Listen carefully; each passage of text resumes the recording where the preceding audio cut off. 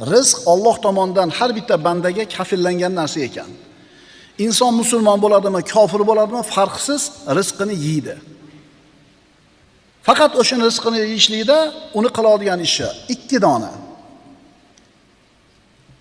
Musulmon bo'lsin, kofir bo'lsin, rizqi bor.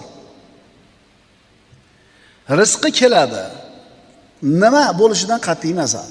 Chunki Jabroil alayhissalom payg'ambarimizga kelib aytayaptilar-ki, nafs rizqini to'liq olmagunicha, ajali yetib kelmagunicha o'lmaydi. Rizqni talab qilishlikda chiroyli yo'l tutinglar. Sizlardan bittangizni rizqi kech kelganligi, ish yurishmayapti, qarzini uzolmayapti, xolos bo'lmayapti, ya'ni ko'pchiligimizda shunaqa yo'q. Sizlardan bittalarni rizqini kechikishligi uni gunoh bilan talab qilishlikka olib borib qo'ymasin. Chunki Allohning huzuridagi narsa ma'siyat bilan talab qilinmaydi. Birodarlar, rizq yozilgan.